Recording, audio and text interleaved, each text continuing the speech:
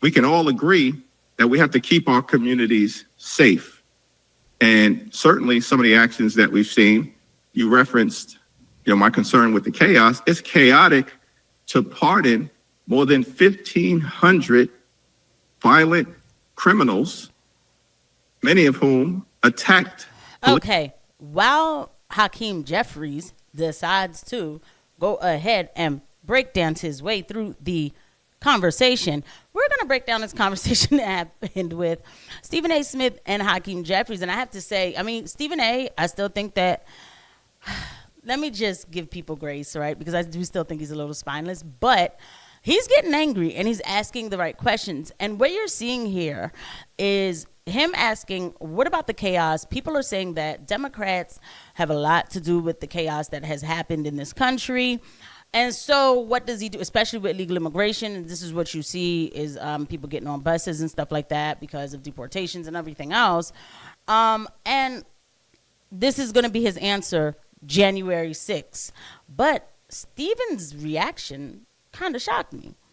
Police officers on January 6th and brutally beat them and then unleash those folks into the community to go back home and at least threaten some with harm. That's problematic. That doesn't make America safer. It actually undermines public safety.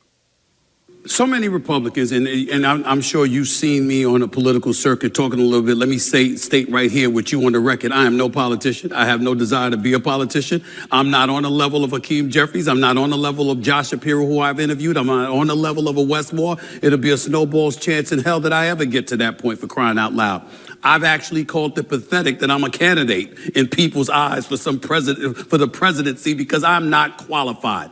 But I feel the frustration of the American people when they're talking about the state of affairs that exist in this country and the role both parties have played in it. So I would ask you right now, speaking specifically about the Democratic Party, how do you feel about where the Democratic Party is right now in the eyes of the American people, particularly when the latest polls, I think it's Quinnipiac polls, showed that congressional favor in terms of representatives in Congress from the Democratic Party, it's like at 20%, if I remember correctly. The Republicans are at 40%, for crying out loud. You guys are at 20%. How concerned are you about the Democratic Party? How are you feeling about where the Democratic Party is right now in the eyes of the American people? Well, first of all, when it comes to Oh my God. the president, Why does he always need to have his hand? Like, I know I talk with my hands. I do talk with my hands, but they're not like this. Like, he breaks up every word. It is very frustrating for me to listen to. By the way, guys, please don't forget to hit the like and subscribe button and the notification bell. And I do have the part where he does react to the January 6th. But let's hear what he has to say about his party and their lack thereof of enthusiasm or even any kind of strength. Like, they've really just shriveled into nothing. So aspirations that are being ascribed to you, certainly you're doing all right in the polls, and that's a testament to how you keep it real and connect with the American people. That said, in terms of where the congressional Democrats are at, listen, polls are all over the place. You're correct in what you just mentioned as it relates to one particular poll. There was a Washington Post poll that just came out earlier today, and it asked the American people, who would you prefer is in charge in the next Congress?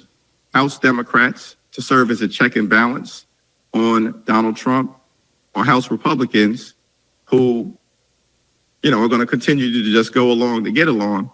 And by 13 points, the American people said House Democrats. I think it was 54 to 41. Mm-hmm. We clearly have work to do, but I also think that the American people are increasingly starting to recognize. I have a problem with the way when he talks, his list, it does get on my nerves a lot. I'm not going to lie to you, it does.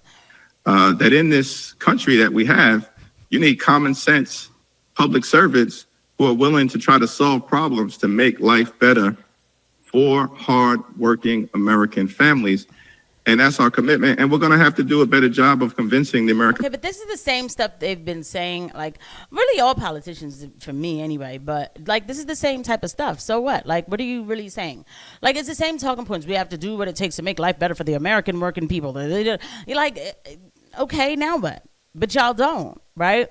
If Democrats really had chutzpah what Hakeem Jeffries would do, because this is interesting for me to know. Whatever's going on with Doge, because there's a lot of confusion with that, and there still is, let's be honest, they would come out with a full report and say, this is exactly what's going on with Doge. These are the regulations that have been taken off, and this is where we feel like the ball is going, where certain regulations are being taken off that is actually going to be detrimental for the people and is going to centralize, money processing and centralize currency to a place that is actually not safe for the sovereign American, right? They would never say that. So it's like I definitely don't have any kind of respect for a Democrat, no. But I'm trying to get to the part where Stephen A. basically tells him, like, yo, man, that's enough with that January 6th. But hold on. Felony counts and still reelected. I mean, at some point in time, somebody like Senator Durbin and others who was asking Pam Bondi about, are you willing to admit he lost the election? It's like, enough of that, because the American people clearly have spoken. At least 77 plus million of them have spoken. He won the Electoral College vote. He won the popular vote. He won the swing states, etc. They've said what they've had to say. When are y'all going to let that go?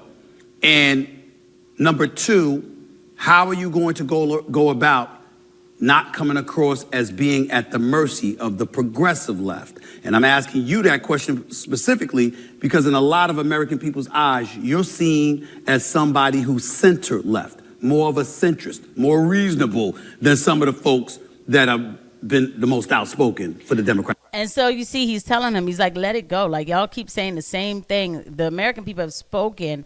They've already said that they want Trump as president. Like, so all of the talking points, I want to see if I could get it exactly when he says it. Seriously, and see it as an effort to actually meaningfully root out waste, fraud, and abuse. That's a fair point. Let me move on from there because your time is valuable, and I thank you for the time that you've given me already, sir. Let me ask you this. I want to know two things from the Democratic Party. Number one, when are we going to let go of January 6th? Yes. We're going to let that go because the man was impeached twice. Yeah, and the American people still wanted him, right? So it's like, why are we still bringing that up? Now, let's see how he answers the part about not answering to the radical left, whatever that even is anymore. Look, it's not something that the American people should ever forget. Okay. Because it was an extraordinary event. I was there when we were debating, as Congress does, the certification of the election. And we were told that a mob has breached the Capitol. They're on the second floor. They're a few steps outside of the House chamber and hit the ground and be prepared to secure the gas masks that are underneath your seats because there were people who were trying to stop the peaceful transfer of power. Okay. And this is the greatest democracy in the history of the world. So we can't forget. No, it's not anymore. Not after what y'all are doing with it, okay? The type of cancellation and freedom of speech and infringement on the Constitution, it is supposed to be, but right now it's not. And it's a republic, right? But the thing is, right, I was there and we can't forget it. Yeah, you can't forget it because you know what? Look, I'm sure there were bad actors that day. Nobody ever says Ashley Babbitt, who was actually the only person who lost her life that day. I'm going to keep it real and go on the record and tell you that I do not condemn that day at all. I don't. What you saw was an expression of people who are tired of the system, right? That's just really what it is. And they knew it was going to get worse. The problem is, though, right now, after Joe Biden, that fervor has died down because everybody thinks we won because Trump is president. I do not hate Donald Trump at all. I love my country. And I understand what Trumpism is because I was definitely part of Trumpism. I mean, I have my MAGA hat still, but we're not getting that. I'm sorry. I don't like the tech bros around Trump. I always say it. He's not going to say that. He's not really going to come out and say it that way. He's going to say the oligarchs, whatever. You know what I mean? Like, it's just these people are liars. But we'll see how he finishes off. I'm not going to stay too stuck with that mouth is doing something. I don't care. January 6th. I'm not suggesting that it's a core issue moving forward in terms of how we are making our case to the American people. But we also can't ignore the fact that in one of his first acts, President Trump chose to pardon violent felons who brutally assaulted. All right, I'm sorry. His mouth is just fully gone. He has the foam. So I'm sorry. I cannot say it. And so let me just add to that. The whole, oh, he pardoned violent felons. How long were these people supposed to stay in jail because they walked in the Capitol? The only person who lost their life was Ashley Babbitt. Like, they were already in jail. Like, this needed to be pardoned. I'm sorry. This was, for me, this right here was the most base thing that Trump did. Okay? This is the most, like, answer to your base thing that he did. After that, the rest of it, I don't know what's going on. I do not trust Doge. The whole thing about, oh, he's trying to stop the war in Ukraine. You need to go back and look, because Pete Hegseth had already sent, messaging, emails, whatever, to the European leaders and told them from before that debacle that happened, that they need to get ready to give Ukraine whatever they want. Because they still want to back Ukraine, but it's going to be like proxy through the European countries. And so it's playing out in your face that these European countries are going against Trump by still wanting to give money to Ukraine or whatever. But this has already been planned and set up, right? So I don't like being lied to, and I don't like the American people being lied to. But I'll tell you, this move right here was the move for me that I was like, dag, that's what's up. I was really happy about this. So nobody's going to come and take that away from me. And it is certainly not going to be Hakeem Jeffries with that mouth. I'll see you guys at the next one.